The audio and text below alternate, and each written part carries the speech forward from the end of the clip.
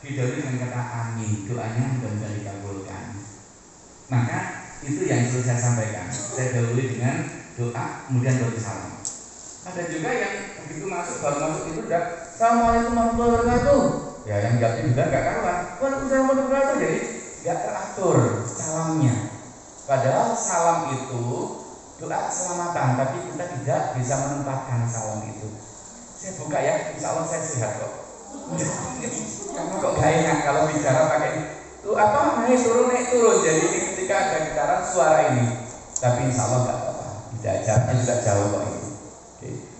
Jadi itu yang sering saya lakukan ke teman-teman. Jadi kalau kalian bapak ibu guru masuk, itu dahului dengan doa dulu. Saya turun sedikit. Jangan sampai ketika masuk anak-anak belum siap kita minta anak-anak menjawab salam. Maka ini yang pertama. Yang kedua saya biasa kalau salam 2 kali. Yang pertama itu suaranya agak lurus dulu, baru yang kedua agak kenceng seperti yang tadi. Kenapa demikian? Bahwasanya anak apa kata gurunya. Kalau saya lemes, saya yakin tadi juga agak lemes kan jawabnya. Tapi begitu saya kenceng, Assalamualaikum warahmatullahi wabarakatuh, langsung semuanya pada. Sama aura kita juga begitu.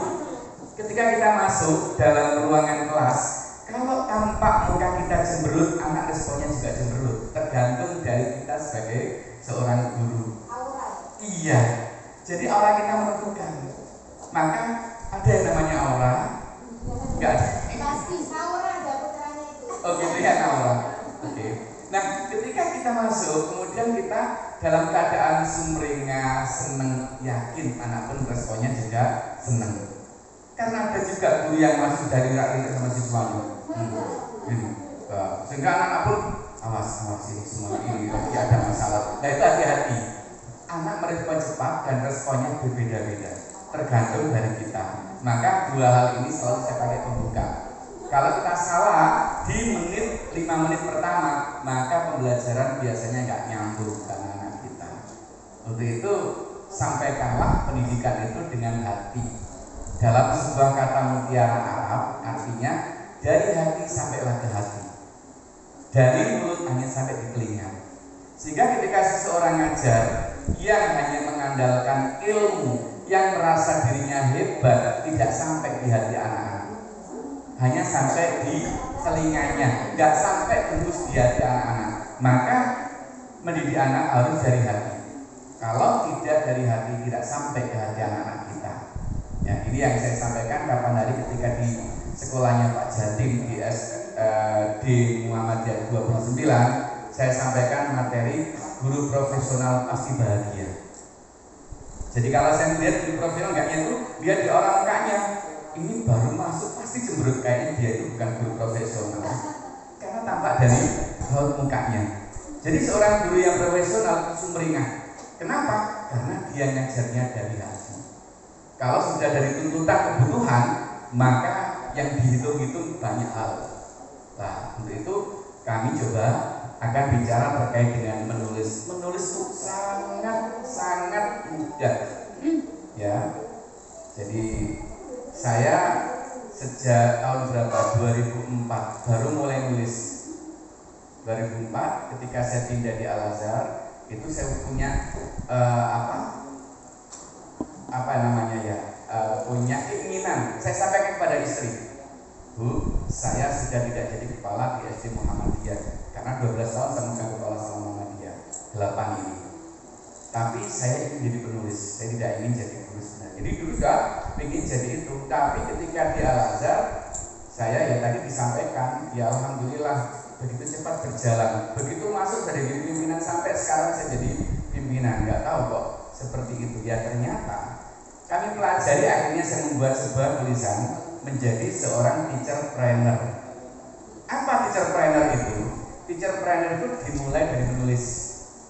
Seorang guru yang mampu menggali potensinya dan mau menuliskan potensi itu, maka dialah yang akan jadi pemenangnya. Tapi meskipun dia hebat, dia luar biasa membawa anak-anak sampai juara kemanapun, dia hanya akan dikenang tapi tanpa ada pesan yang ditinggalkan. Maka dia akan selamanya jadi terkubur oleh waktu itu nanti. Tapi kalau kita punya catatan, maka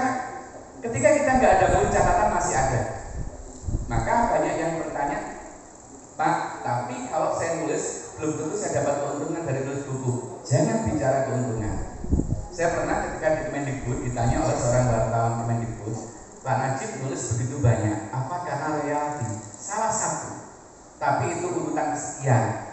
Tapi yang pertama, saya ingin mengabadikan ilmu yang saya miliki.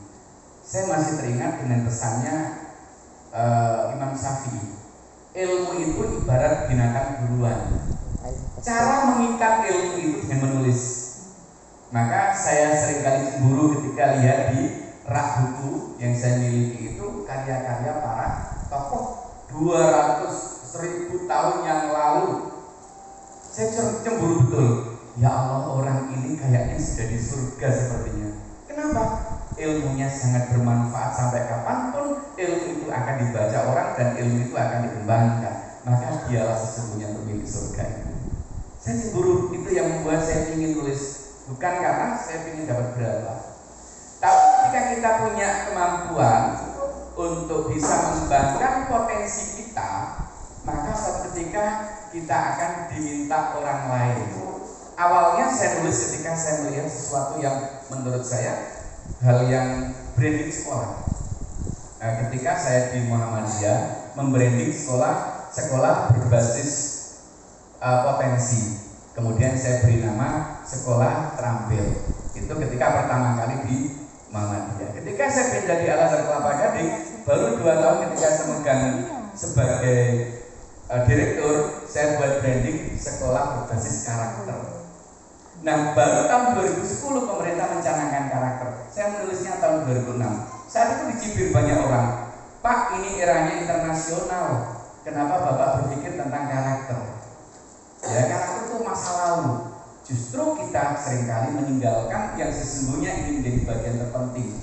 Bahwasanya ajarkan akhlak dulu, baru pengetahuan. Nah, kita seringkali lupa, langsung melonjak ke pengetahuan internasional. Padahal semua ilmu itu berangkatnya dari Al-Quran. Gak ada satu teori yang lepas dari Al-Quran. Saya mau tanya, mana studi model pembelajaran yang berangkat dari kaum orientalis? Semuanya dari Quran. Sampai pernah saya tanya, ada gaya belajar, siapa penemu gaya belajar? Padahal kita tahu semuanya, gaya belajar ada berapa? 3 kan? Auditori, visual, kinestetis. Itu siapa penemunya? Kita tahu tapi kita tidak tahu siapa penemunya. Kalau disebutkan dari Inggris seorang psikolog, tapi sesungguhnya itu surat An-Nahl ayat 78. Wallahu akhrajakum min butuni ummahatikum wa ta'lamuna syai'a. Waja'ala lakum sam'a wal absara wal afidha la'allakum tashkurun. Sampai dalam sebuah buku saya tulis terkait dengan model pembelajaran menurut Al-Quran. Gaya ramah guru ramah anak, siapa penemunya? Fabima rahmatin minna wa lintalau dan seterusnya itu. Ketika terjadi perang Uhud, apa yang terjadi?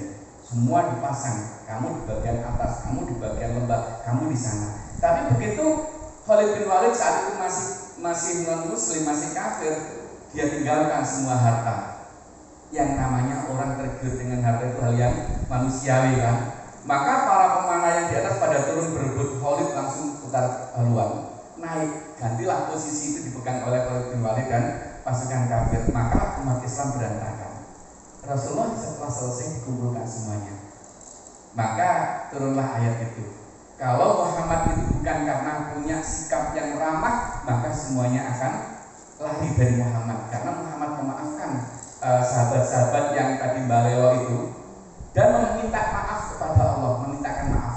Bayangkan seorang Nabi, itu adalah sikap ramahnya Rasulullah.